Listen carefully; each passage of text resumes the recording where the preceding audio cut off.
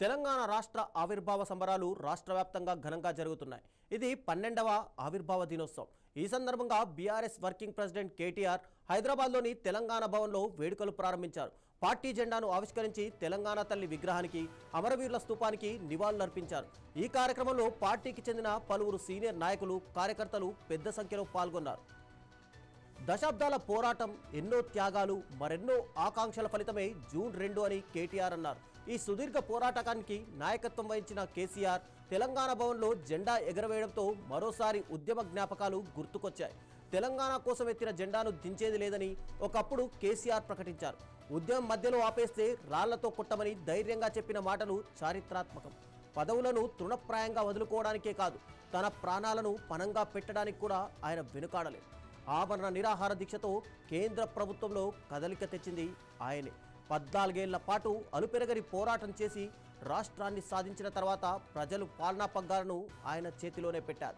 పోరాట నాయకుడే పాలకుడైతే ఆకాంక్షలు నెరవేరుతాయని ప్రజలు బలంగా విశ్వసించారు. ఆ నమ్మకంతోనే తెలంగాణకు తొలి ముఖ్యమంత్రిగా కేసీఆర్ చరిత్ర సృష్టించారని అన్నారు.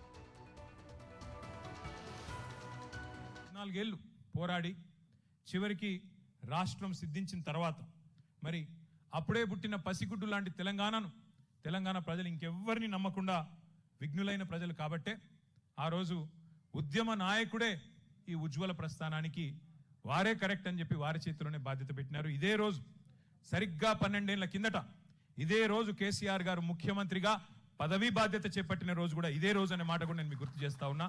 మళ్ళీ మాట కూడా నేను చెప్తా ఉన్నా, 2028 డిసెంబర్లో తిరిగి కేసీఆర్ గారు మళ్ళీ ముఖ్యమంత్రిగా ప్రమాణ స్వీకారం చేస్తారు అనే మాట కూడా ఖరాఖండిగా ఇవాళ తెలంగాణ ప్రజలే చెప్తా ఉన్నారు, నేను చెప్పడం కాదు.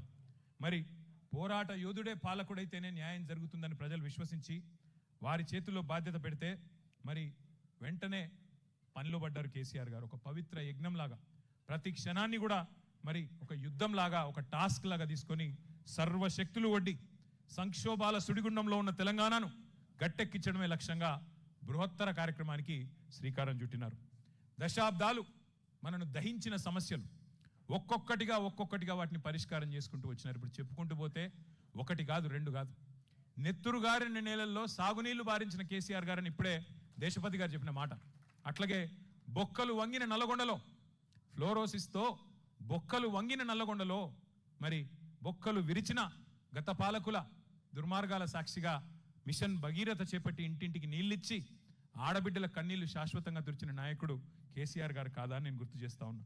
అరకొర సంక్షేమంతో 200 రూపాయల పెన్షన్ ఇచ్చి ఇయ్యనట్టుగా ఉండే ఒక పరిస్థితి నుంచి 2000 రూపాయల పెన్షన్లు ఇచ్చి కడుపు నిండా బువ్వబెట్టి మన పిల్లలకు సన్నబియ్యంతో హాస్టళ్లలో బువ్వబెట్టి 6.5 లక్షల మంది పిల్లలను చదివించుకున్న ఒక విజ్ఞాన తెలంగాణగా మార్చే ప్రయత్నం కేసీఆర్ గారు చేసినారు. అట్లాగే హైదరాబాద్ మినహా 9 జిల్లాలు వెనుకబడ్డ జిల్లాలుగా ఉండేది ఆనాడు, అప్పుడున్న 9 జిల్లాలు. మరి అన్నమో రామచంద్ర అన్న రాష్ట్రాన్ని దేశానికి అన్నపూర్ణగా తీర్చి పంజాబును, హర్యానాను తలదన్ని వరిధాన్యం ఉత్పత్తిలో నంబర్ 1 చేసింది కేసీఆర్ గారి నాయకత్వం కాదా?